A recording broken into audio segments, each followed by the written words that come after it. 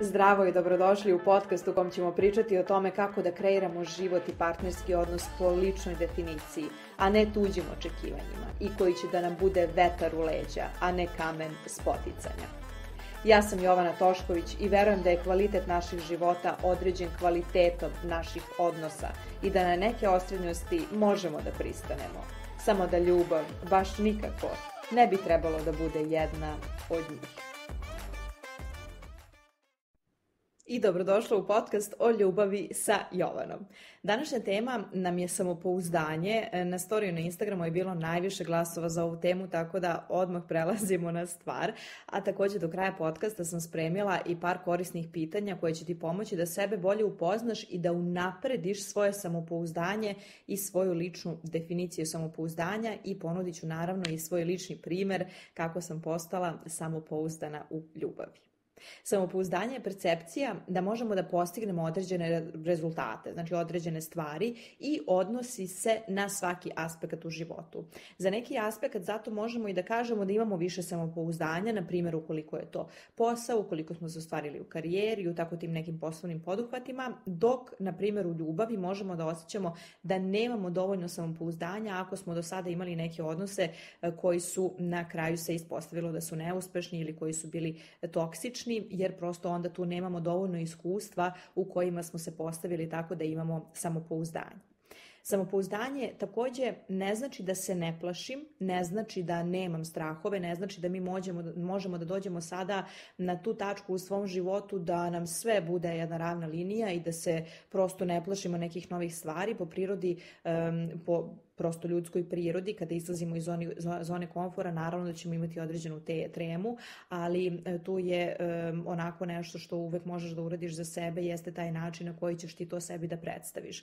Dakle, uvek tu možeš da kažeš sebi da si uzbuđena u odnosu na nešto, a ne da imaš tremu. Ja evo sada možda jedan od posljednjih mojih primjera izlaska iz zone komfora jeste upravo to kada sam, pošto sam započela grupni rad prošle godine, dakle u 2024. godini sam započela grupni rad i kada sam oformila svoju prvu grupu i imala taj grupni Zoom, prosto osjećala sam se tako kao da mi je toliko stalo do toga na koji način ću ja da plasiram i prezentujem tu svoju edukaciju tim ženama i toliko mi je stalo do toga kako će prosto da imaju rezultat po koji su došle. Stalo mi je do toga da zaista ne izađu nepromenjene sa mog programa, da ne izađu bez tog podizanja samopouzdanja, samopoštovanja, jer i cilj tog mog programa je svakako podizanje odnosa sa sobom na jedan moj nivo i samim tim koliko mi je stalo do toga, toliko sam samu sebe u tom smislu tog dana, par dana pre toga onako malo opteretila tim stvarima, bez obzira što sam suštinski bila spremna i onda sam samo se setila da zapravo sam ja povodom ovoga uzbuđena. Da nije da ja ne verujem u sebe, jer da ne verujem u sebe ne bih uradila pre toga sve šta sam radila. Mislim, svesno sam kreirala tu zajednicu žena, svesno sam se i povezala sa njima, jer što se tiče mog programa, barem i onako kako je bilo i kako je trenutno, ne postoji mogućnost da neko samo uplati taj program i da dođe na program. Dakle, postoji ta konsultacija koju ja radim sa potencijalnim klijentkinjama pre toga, baš zato što ni ja ne želim da radim sa svakim i zato što i ne mislim da je moj program za svakoga, niti mislim da sam ja mentor za svakoga. Tako da u tom smislu važno mi je i da se povežem sa ženom pre toga, da je razumem, da samo čujem otprilike dinamiku i razlog zašto mi se javlja i tako dalje. Sada sam otišla malo u digresiju, ali shvatam šta želim da ti kažem. Dakle, zbog toga što je prosto to jedna moja metodologija koju sam onako kreirala upravo za izlazak iz toksičnih obrazaca u ljubavi, za kreiranje jednog potpuno novog i odnosa sa sobom i novih iskustava u ljubavi. Zbog toga mi je toliko stalo da sve to onako bude, da kažem, kako treba. I onda sam se samo setila da sve to mene zapravo čini uzbuđenom. Da je sve to moj poziv. Ne smatram to više samo kao svoj posao, već je to i moj poziv. I da baš zbog toga što mi je toliko stalo, onda sam bila i ponosna na sebe što se osjećam kako se osjećam i što je to ipak izlazak iz zone komfora, ipak je nešto prvi put što radim sa grupom i ipak je potpuno prirodno da osjećam sve to što osjećam. Tako da ovdje samo želim da ti kažem da je mnogo važno koju priču ćemo sebi da plasiramo kada izlazimo iz zone komfora, nezavisno u kom je to aspektu, jer uvek ćemo da osjećamo u tom smislu određenu vrstu nekomfora, ali to nije nešto što treba da nas spreči da idemo i da ostvarujemo svoje ciljeve i svoje snove. Jer samopouzdanje upravo znači to da verujem sebi da mogu da prevaziđem prepreke na putu koje se budu dešavale i da ću biti tu za sebe šta god da se desi. I volim da kažem da samopouzdanje znači da sam sposobna i za radost i za patnju, jer to su dve strane jednog novčića i ni jedna od njih ne ugrožava onu drugu. Dakle, to je način života i generalno stav koji možemo da imamo prema svemu. Jer zašto da ne? U ovaj svet smo i došli po različite iskustva, pa hajde da vidimo kako ona mogu da nam budu što kvalitetnija i kako mi možemo u svemu tome da živimo što lepše, što lakše i što kvalitetnije sa sobom. I također, važno mi je da napomenem da za samopouzdanje ne moramo da verujemo pretarano u sebe da bismo nešto krenuli i promenili, jer prirodno je da za nešto u čemu nemamo iskustva pomalo i sumnjamo, ali ono što je važno jeste da bez obzira na to imamo stav koji kaže šta god da se desi, obećavam sebi da ću biti tu za sebe, da neću sebe omalovažavati, da neću sebe osuđivati, da neću sebe kritikovati, nego ukoliko napravim određeni neuspeh, ukoliko se desi određena greška, hajde da vidim samo kako to sljedeći put mogu da prevaziđem, kako do sljedeći put može da bude bolje i kako to mogu da unapredim. Jer naravno da će se dešavati greške u svakom aspektu naših života, prosto nismo ovdje došli ni sa kakvim uputstvima za život, ali to ne znači da ne možemo sami da kreiramo svoja.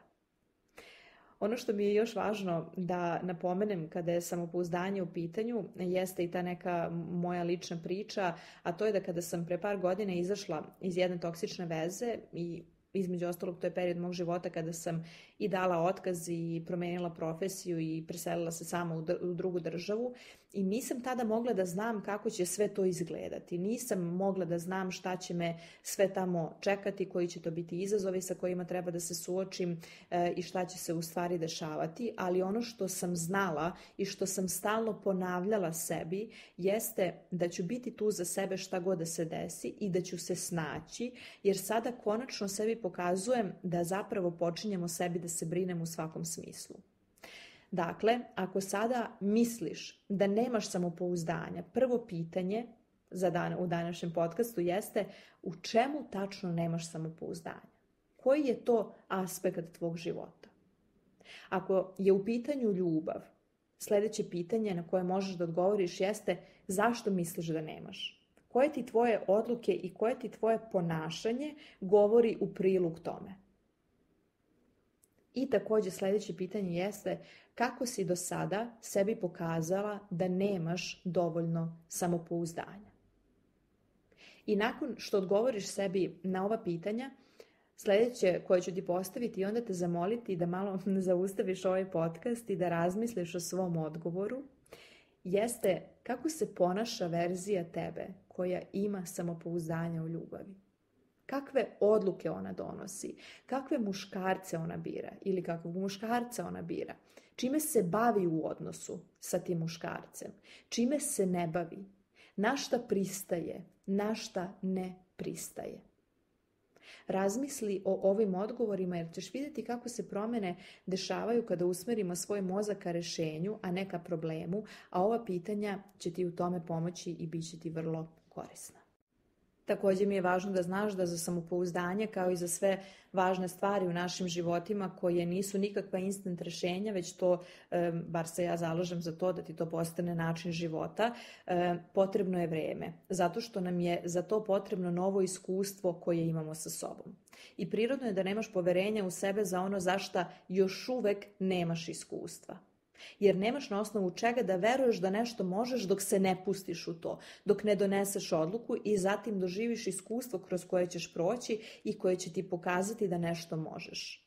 Zato su sada, na primjer u mom slučaju, volim da dajem svoje lične primjere sa ciljem i sa namerom da te inspirišem, da razmisliš koji su to aspekti u tvojem životu gdje ti želiš sebi da dokažeš da imaš samopouzdanja.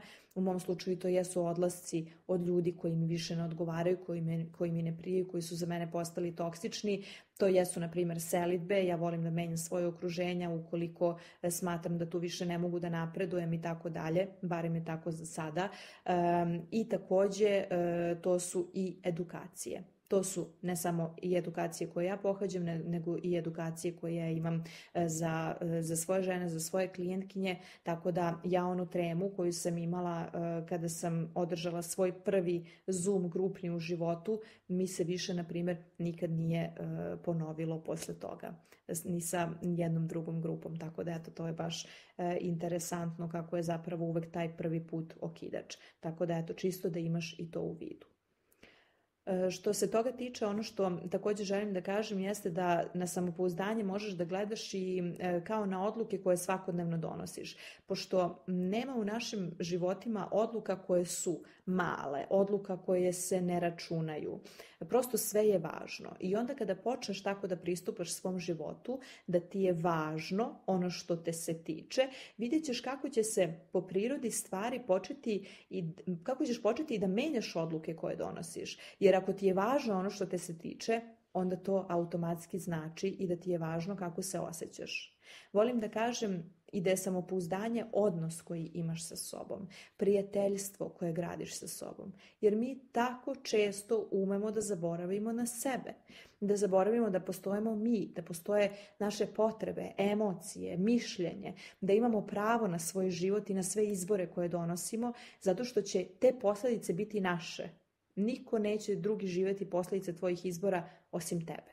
Tako da je samopouzdanje u tom smislu i to da znaš da tvoj život neće niko živjeti umjesto tebe, da si ti ovdje došla po svoje iskustva i da samim tim je vrlo važno da se sebi na pravi način posvetiš, jer ne postoji drugi način da kreiraš sebi i da priznaš sebi koje su tvoja očekivanja kada je tvoj način života u pitanju. Jer u suprotnom uvek ćemo živjeti po tuđim očekivanjima, ispunjavati neke tuđe potrebe i stavljati druge ljude za prioritet, što samim tim može da nas dovede samo u apsolutno jedno tiho nezadovoljstvo koje nikad ne može da donese ništa dobro.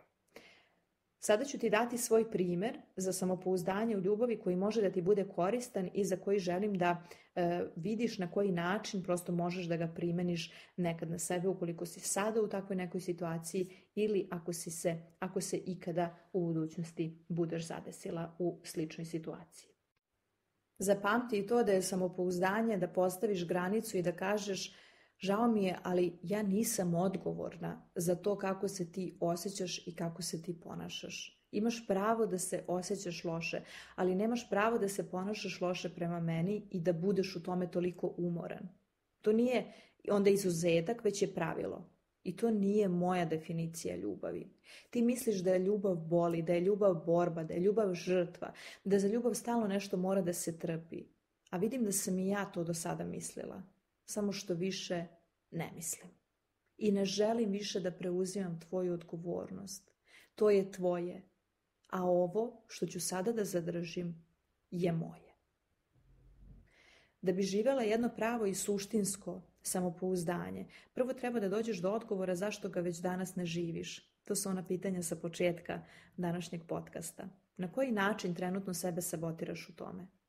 I molim te, nemoj sebe da kriviš zbog toga, nemoj da ulaziš u krivicu, jer niko od nas sebe namerno ne sabotira, već to radimo iz nesvesnih uverenja i obrazaca. Zato je i poenta da to izvučemo iz nesvesnog u svesno i da se onda pozabavimo time i menjamo to na pravi način.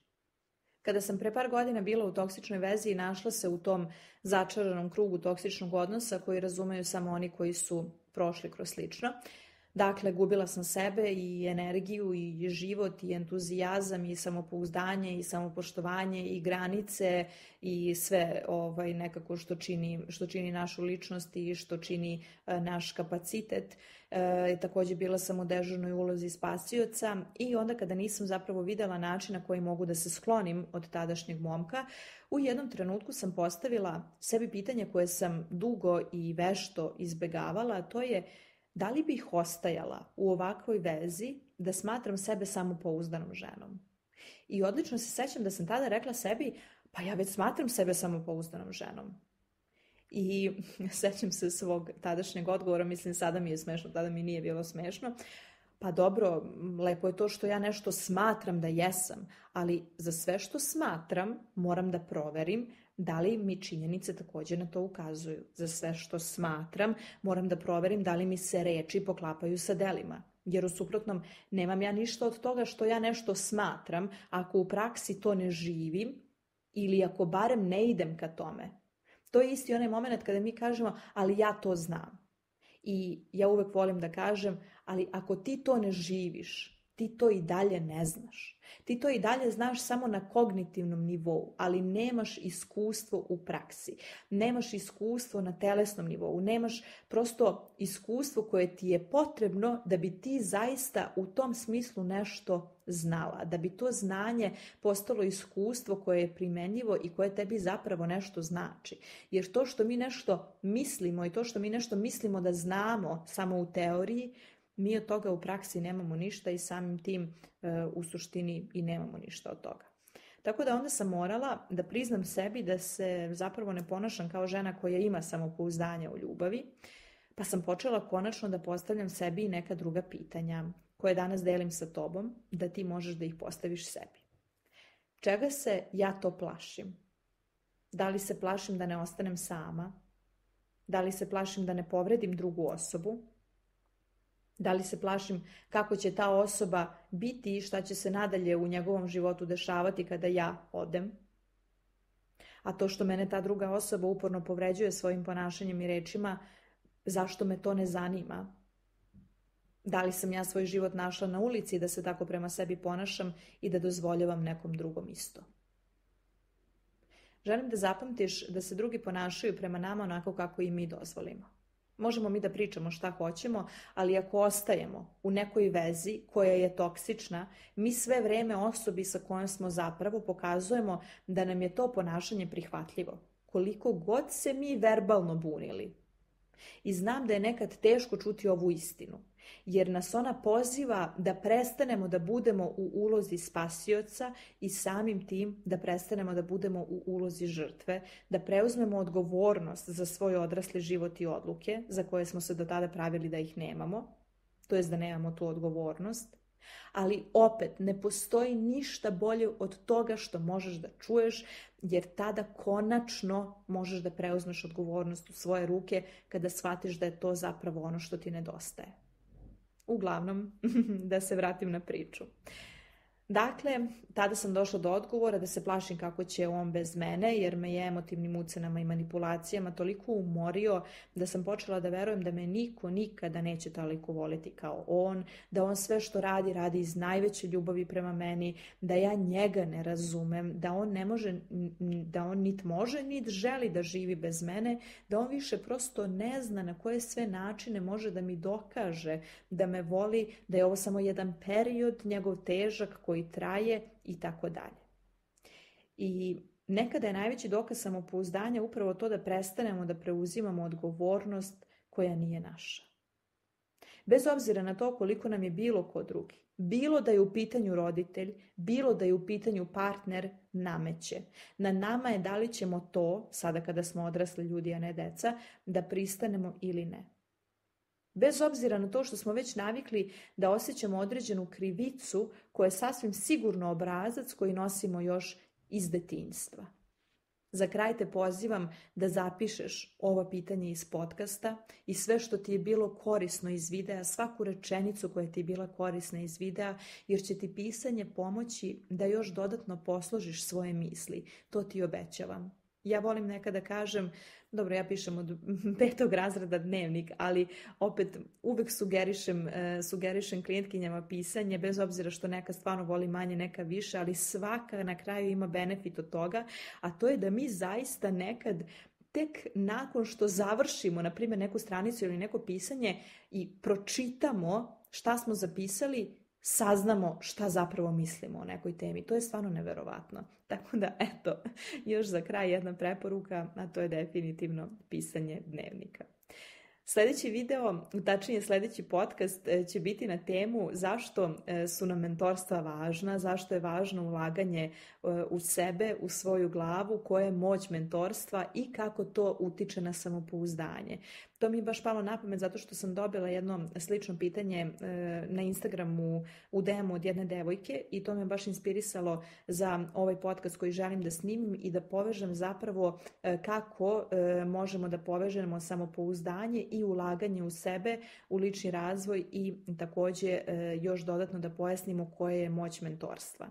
I posljednja, ali ne i najmanje važna stvar koju danas želim da podelim sa tobom, jeste da je od danas otvoren upis na grupni program Dozvoli sebi ljubav. To je program za žene koje žele da izađu iz začaranog kruga toksičnog odnosa, da se oslobode toksičnih uverenja i obrazaca i da kreiraju za sebe nova iskustva u ljubavi. Uz jasne smernice i moje mentorstvo. Ako te zanima da saznaš više o programu i da se upoznamo na besplatnoj konsultaciji od 15 minuta, slobodno mi pošalji poruku na mail koji je u opisu ovog videa ili mi se javi u DM na Instagramu. A ja ti šaljem ljubav i zagrljaj, puno te pozdravljam, a i mi se slušamo u sljedećem podcastu. Ćao!